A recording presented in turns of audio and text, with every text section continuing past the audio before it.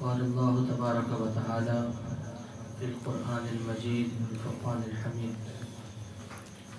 وابتغوا إليه الوسيلة. صدق الله مولانا العظيم وصدق رسوله النبي الكريم ونحن على ذلك لمن الشاهدين والشاكرين والحمد لله رب العالمين.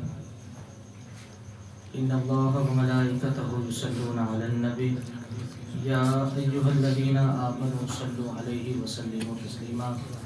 سب مل کر درود شریف پڑھ لیجیے. اللهم صل وسلم على محمد وعلى آل محمد بعدد كل معدوم له صلاة وسلاما عليك يا رسول الله. سبحان ربك رب العزة عما يصفون وسلام على المرسلين والحمد لله رب العالمين. حمد و صلات کے بعد میرے عزیز دوستوں، بزرگوں، بھائیوں، بالخصوص اہل خانہ اور پردہ نشین میری بہنیں، آج کی یہ محفل بالخصوص میرے پیر و مرشد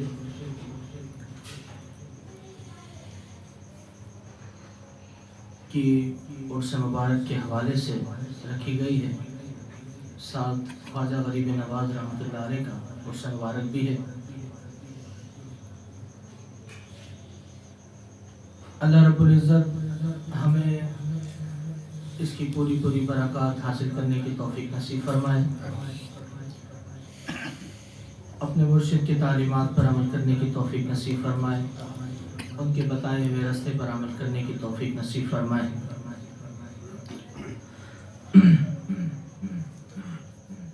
اللہ رب العزت نے قرآن مجید فرقان حمید میں ایک مقام پر ارشاد فرمایا. آواز سب تک پہنچ رہی ہے؟ تھوڑی گلا خراب ہے، اس لیے آواز تھوڑی بھاری ہے، دور ہی رکھیں. اللہ رب العزت ویسے تو آج کل ہماری محفل مسلسل کہیں نہ کہیں ماشاءاللہ چل ہی رہی ہے. ہمارے بھائیوں کا ذوق و شوق برقرار ہے، ہر جگہ مختصر محفل ہو رہی ہے. آج تھوڑی اطمینان اور تسلی تھی تو میں نے سوچا کچھ طویل موضوع پر بحث کی جائے. یہ محافلیں تو ہو کر ختم ہو جاتی ہیں، لیکن ہمیں کچھ نہ کچھ اللہ والوں کا درس سکھا کے چلی جاتی ہے.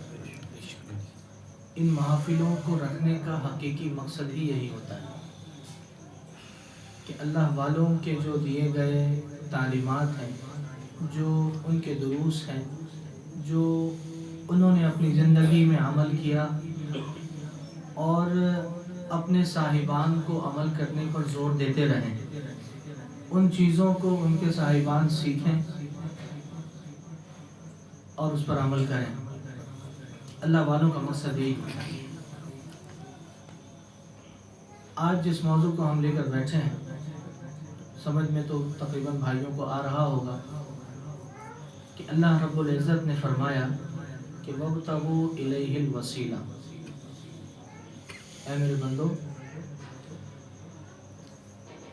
وسیلہ تلاش کرو. وَابْتَغُوا إِلَيْهِ الْوَسِيلَةَ. اب اس کے مختصر اور جامع مفصل بے شمار تعریفات بزرگان دین نے، ائمہ کرام نے، علماء کرام نے فرمائی. ایک تعریف کو میں آپ کے سامنے رکھوں گا جو آج کے عنوان سے بہت خاص ہے. تعریف ہر چیز کی بہت ساری ہوتی ہے، لیکن ہم ایک وقت میں ہر چیز کو ذکر خیر میں تو نہیں لا سکتے. ذکر خاطر میں ہر بات کو لانا ایک وقت میں ممکن نہیں. اس لیے موضوع بحث کو ہم ملحوظ رکھتے ہوئے اس آیت سے ایک نقطہ جو ہم کوشش کریں گے آج سمجھنے کی، وہ ہے اللہ والوں کا وسیلہ. وسیلہ تو کئی طرح کا ہوتا ہے نا. وسیلہ نیک اعمال کا بھی ہوتا ہے، وسیلہ اچھے کام کا بھی ہوتا ہے، وسیلہ دعا کا بھی ہوتا ہے. اسی طرح وسیلہ اللہ والوں کا بھی ہوتا ہے. اللہ والوں سے جڑی ہوئی ہر چیز کا وسیلہ ہوتا ہے. اس بات کو ہم احادیث مبارک اور قرآن مجید فرقان حمید سے سمجھنے کی کوشش کریں گے. علامہ ज़मख़शरी रहमतुल्लाह अलैह ने बड़ा ही जामे और ख़ूबसूरत तारीफ़ फरमाया इस ज़िमन में। सबसे पहले तो ये समझें कि वसीला होता क्या है। वसीला बमाने तवस्सुल, तवस्सुल कहते हैं हर उस चीज़ को जो किसी चीज़ को हासिल करने के लिए ज़रिया बनाया जाए। एक चीज़ जो हम हासिल करना चाहते हैं और उस तक पहुंचना चाहते हैं, उस तक पहुंचने में आसानी के लिए जो हम दरमियान के राबते कायम करते हैं, इसका नाम है वसीला। बात समझ में आ गई कि वसीला कहते हैं किसे?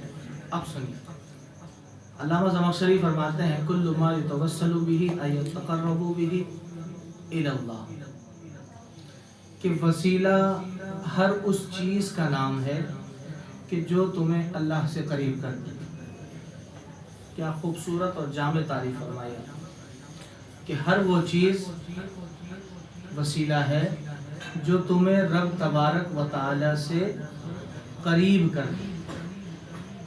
रब तबारक व तआला से हम ये कहें कि मुझे फ़लाँ घर से करीब कर दे, कोई ऐसा शख्स बताइए, तो आप कहेंगे कि फ़लाँ साहब वहीं के रहने वाले हैं, वो उनका घर अच्छे से जानते हैं, आप उन्हीं से पता कर लीजिए। ऐसा है ना? हमें फ़लाँ इलाके के बारे में मालूमात चाहिए हो तो हम कहते हैं कि फ़लाँ इलाके में रहने वाले से किसी से रब्ता करते हैं, वही सही बताएंगे इस जगह का एड्रेस। तो इसी बात को अल्लामा ज़मख़शरी ने छुपे लफ्ज़ों में कहा कि अल्लाह वाले ही हैं जो अल्लाह का पता दें।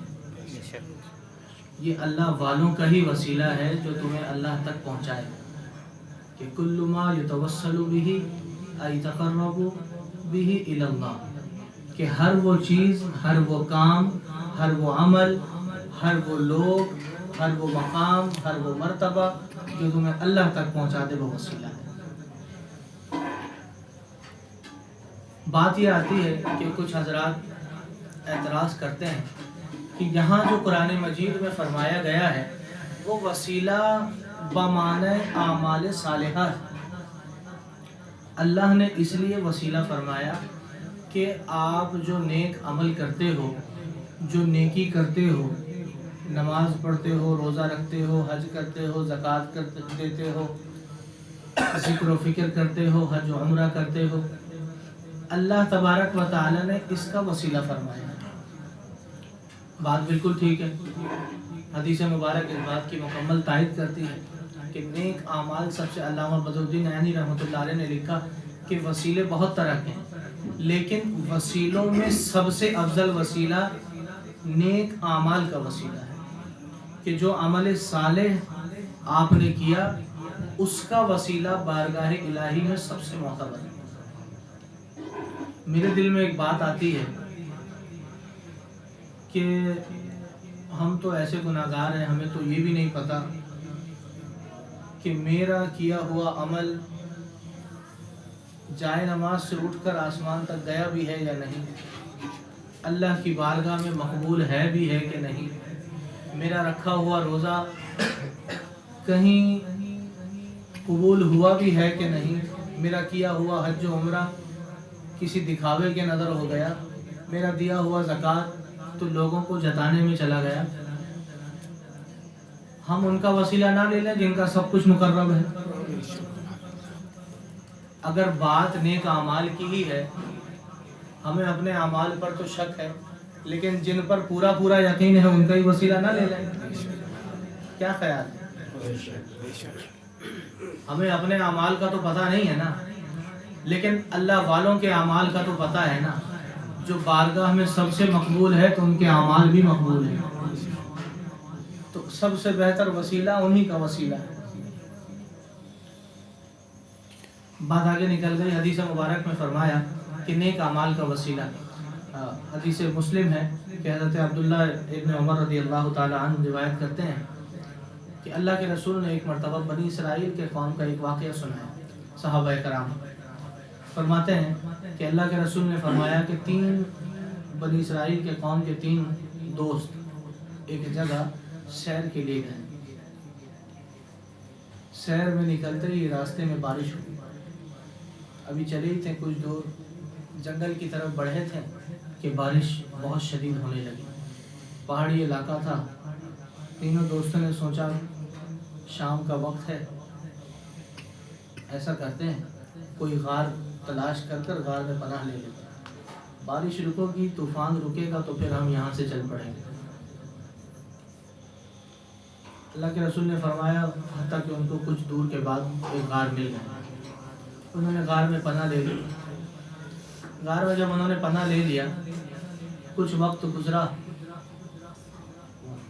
رات کا اندھیرا ہوا تو اچانک طوفان کی وجہ سے ایک پہاڑ اوپر سے گرا اور غار کے منہ پر آ کر رکھا گیا۔ وہ غار کا منہ ہی بند ہو گیا۔ اب تینوں دوست پریشان کہ آخر کیا کیا جائے، اب تو نہ سانس لینے، پہلے تو چھوٹا سا تو غار تھا، اس میں ہی پناہ لے رکھا تھا جان بچانے کے لیے، یہ تو اور جان کو ہی پڑا۔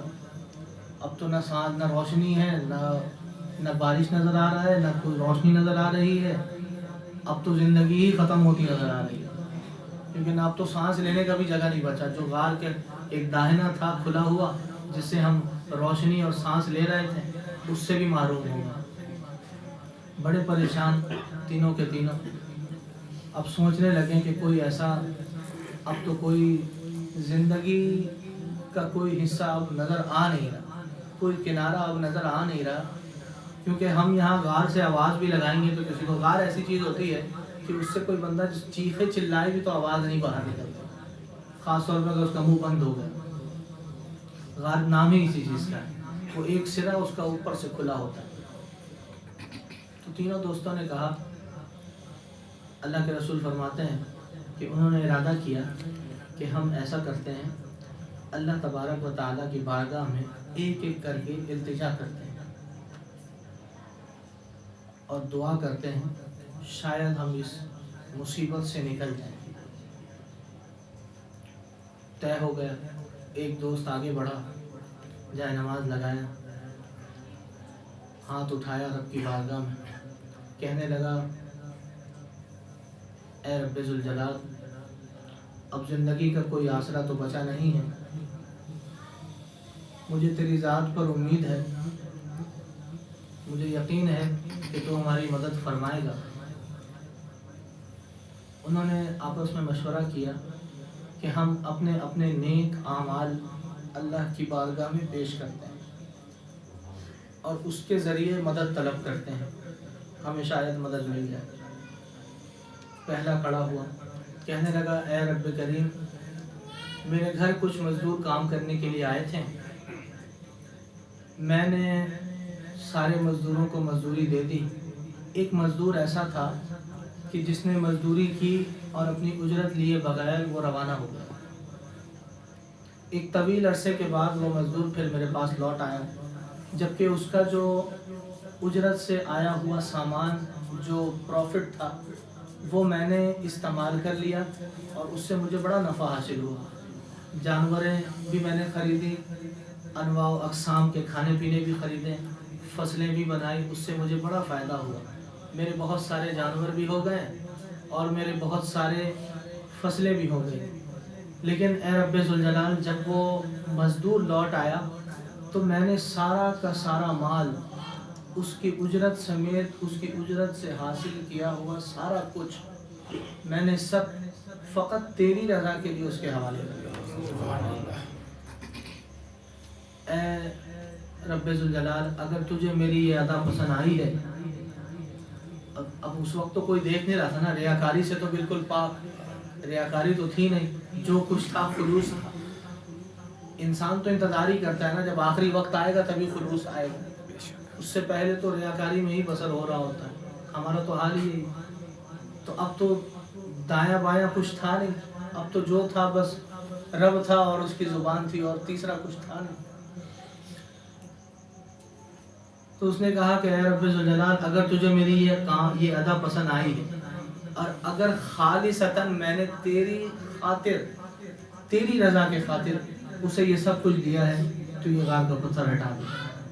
غار کا پتھر، اللہ کے رسول فرماتے ہیں فَكَشَفْنَا عَنْكَ، تھوڑا سا اپنی جگہ سے ہٹ گیا، تھوڑا سا کھل گیا، اب تھوڑا سا ہوا کا رخ بن گیا، سانسیں چلنے لگی، दूसरा दोस्त खड़ा हुआ, अब उसकी बारी आई।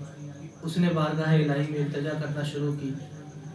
सबसे पहले तो अपनी एक गुनाह का इजाला किया, कहने लगा कि ऐ अल्लाह, मेरी एक चचा की बेटी थी, मेरी उस पर नीयत गलत रहती थी, लेकिन कहत साली का जब ज़माना आया उसने मेरी तरफ रुजू की। फ़कत तेरी रज़ा के खातिर मैंने उसे माल भी दिया, उससे बाइवस कुछ वसूल ना किया, उसे सब कुछ लौटा दिया। अगर तुझे मेरी ये अदा पसंद आई है तो हमें इस मुसीबत से आज़ाद फरमा। हदीस मुबारक में आता है कि गार का पत्थर थोड़ा सा और हट गया, रोशनी और खुल गई, सांस हवाएं और आने लगी, सांसों का राब्ता और बहाल हुआ। तीसरा दोस्त खड़ा हुआ, कहने लगा ऐ अल्लाह, मेरे घर में मेरे वालदा, मेरे वालिद, मेरे बच्चे सब कुछ थे, सब कोई था। मेरे घर एक ही बकरी थी। मैं जब रात काम से आकर उसका दूध दोता तो सबसे पहले अपने वालिदैन को पेश करता, फिर जो बच जाता मैं अपने बच्चों में, अपने अज़वाज में तकसीम करता। लेकिन एक रात ऐसा हुआ कि मैं जब घर पहुंचा तो काफ़ी ताख़ीर हो चुकी थी। घर पहुंचा तो देखता हूं कि घर के सारे अफराद सो चुके हैं, बिलखुसूस वालिदैन सो चुके हैं, बच्चे भूख से तड़प रहे हैं। मैंने उस बकरी का दूध धोया, लेकिन मेरा वादा था कि सबसे पहले अपने वालिदैन को पिलाऊंगा, तो मैं अपने वालिदैन के आगे सारी का सारी रात खड़ा रहा। मैंने सारा रात वो दूध अपने वालिदैन के आगे लेकर खड़ा रहा और रात गुजर गई। मेरे बच्चे मेरे कदमों में रोते रहे, लेकिन मैंने अपने वालिदैन से पहले अपने बच्चों को नहीं पिलाया। हत्ता कि बच्चों के रोने की आवाज़ की वजह से मेरे वालिदैन जाग गए, फिर उन्होंने पिया, फिर मैंने बच्चों को पिलाया। ऐ अल्लाह, अगर तेरी ये मेरा काम खालिसतन तेरी रज़ा के लिए था तो तू हमें इस मुसीबत से आज़ाद कर। कुरान फिर हदीस मुबारक में आता है फ़कशफ़ना अन्का, फिर वो पूरा का पूरा पत्थर फिसल गया, तीनों के तीनों दोस्त बाहर निकल गए। तो इस हदीस मुबारक में की शरह में फरमाया कि नेक आमाल, अल्लाह के रसूल ने फरमाया, ये हदीस मुस्लिम की रिवायत है, ये मैं कहानी नहीं सुना रहा था, ये हदीस मुस्लिम की रिवायत है। अल्लाह के रसूल ने फरमाया कि बनी इसराइल की उम्मत को अगर उसके आमाल के वसीला से दुआ मिल सकती है, निजात मिल सकती है, तो उम्मत मोहम्मदी को बदरजा औला मिल सकती है। लेकिन इसी बात को हम कहते हैं कि अगर हमारे आमाल नेक हों और हमें उससे निजात का वसीला मिल सकता है, तो जो बारगाह में सबसे मकबूल है उनके नेक आमाल का कितना वसीला है। इसी तरह ये तो नेक आमाल का वसीला है। अब दूसरी तरफ आते हैं कि नेक आमाल के साथ साथ हम और हमारे उलमाए कराम ये फरमाते हैं कि नेक आमाल वसीला हैं, अफजल भी हैं, आला भी हैं, लेकिन कुछ नफूस कुदसिया भी हैं जो आला ही वसीला है, वसीला के आला कार हैं। जैसा कि एक हदीस मुबारक में फरमाया अल्लाह के रसूल ने, मिशकात शरीफ की हदीस है कि मेरे कुछ नेक बंदे ऐसे हैं कि जब वो अल्लाह की बारगाह में हाथ उठा दें और अल्लाह को तक यहाँ तक फरमाया कि अल्लाह को कोई कसम दे दे, अल्लाह तबारक व ताला उनकी कसम को फिर लौटाता नहीं। वो अल्लाह की बारगाह में अगर हाथ उठा दें, कसम दे दें, तो अल्लाह तबारक व ताला उनके कसम को पूरा फरमा देता है।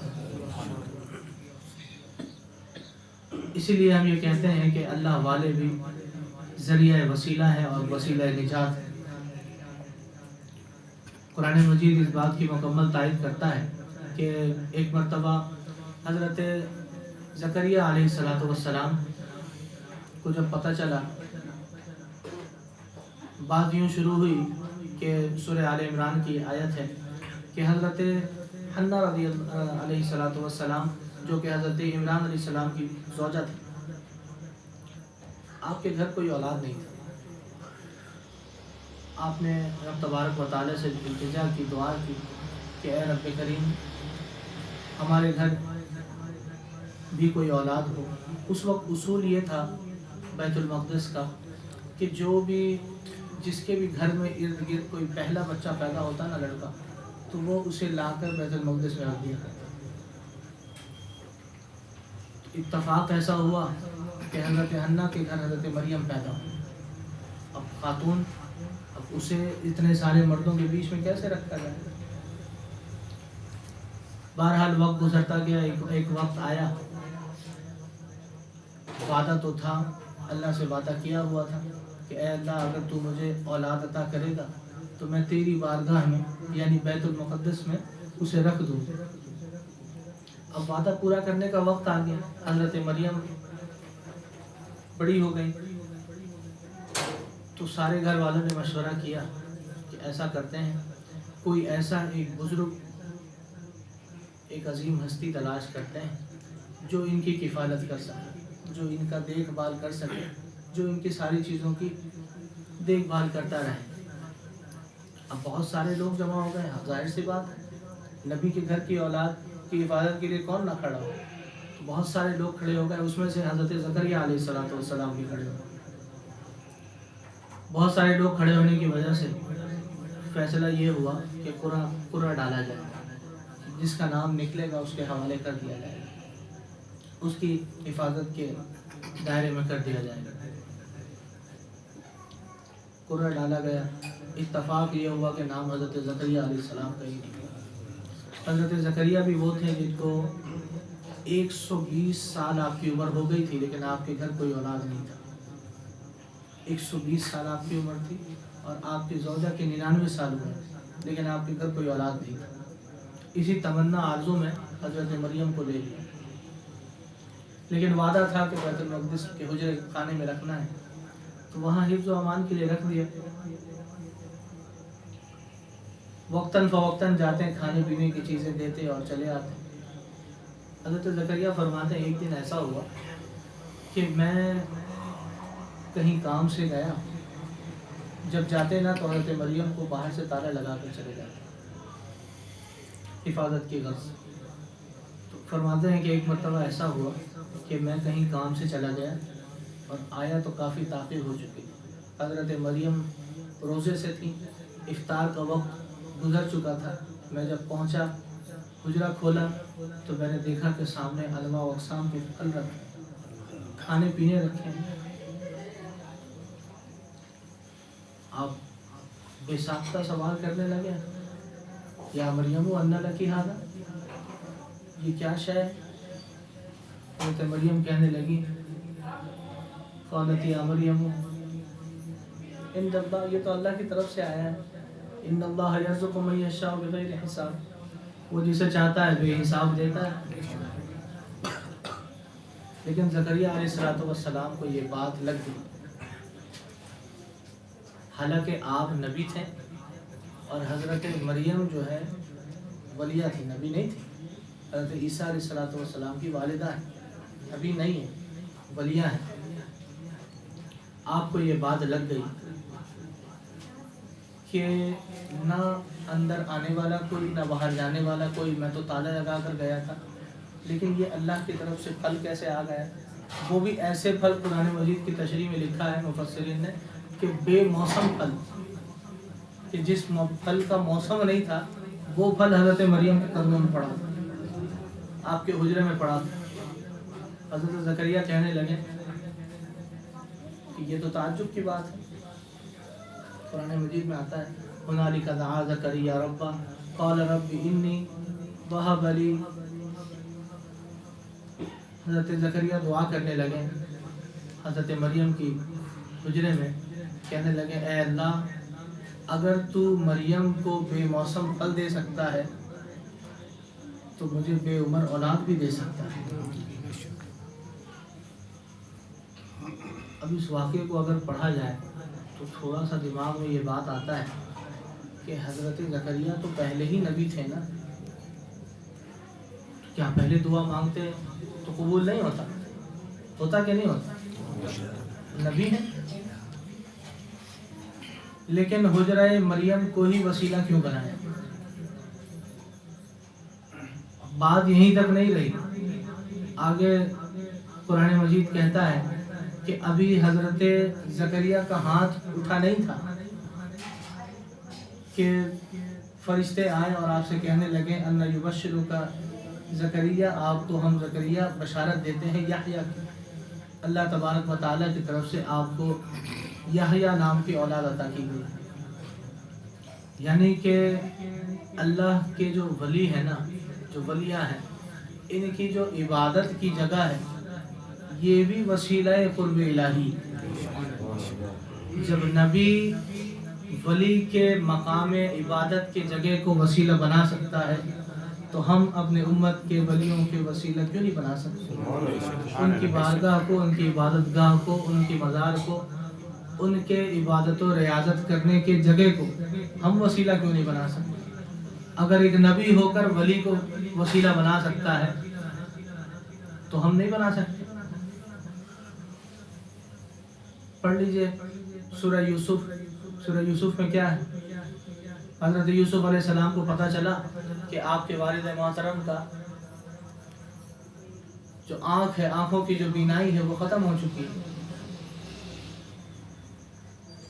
हज़रत कुरान मजीद में लिखा है ना आपने हाथ उठाया ना दुआ मांगी।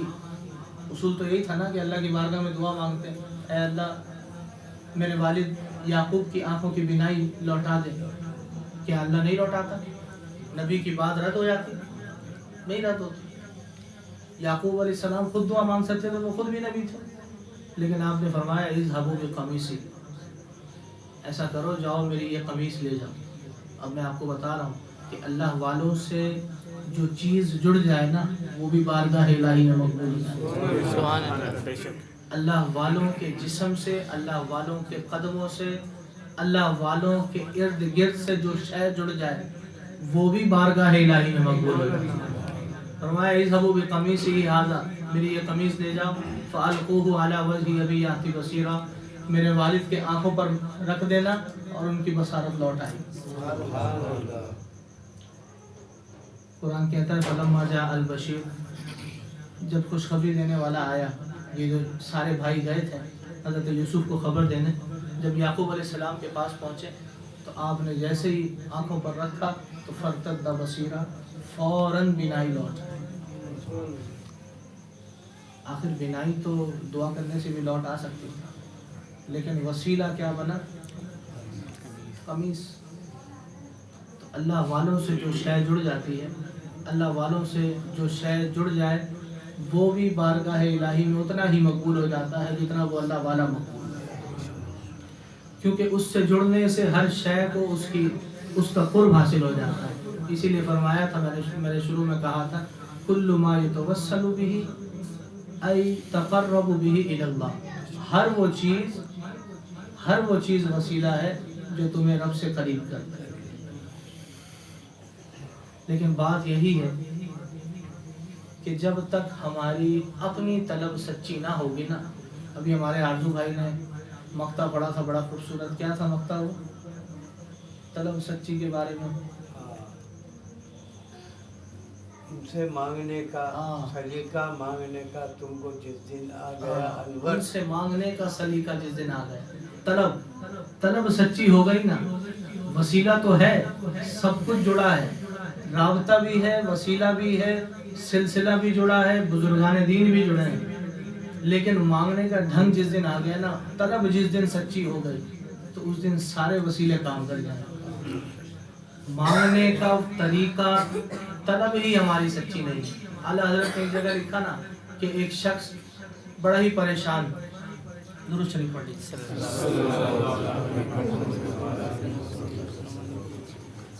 लेकिन सच्ची तलब हो तो फिर क्या नहीं मिलता।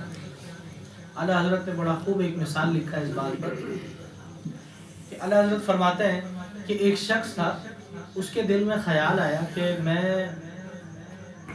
मुझे भी अब किसी कामिल पीर के हाथों बैत हो जाना चाहिए। बड़ी जुस्तजू, बड़ी आरज़ू, तमन्नाएं लिए फिरता एक दिन तहिया कर लिया कि आज صبح ہونے سے پہلے، اگلی صبح کا سورج نکلے اس سے پہلے میں نے پیر تلاش کر لیا۔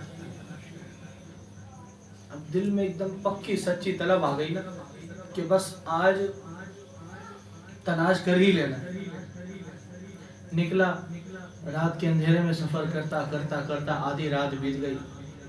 اچانک ایک شخص ملا، اس سے کہنے لگا اے شخص تو ہی میرا پیر۔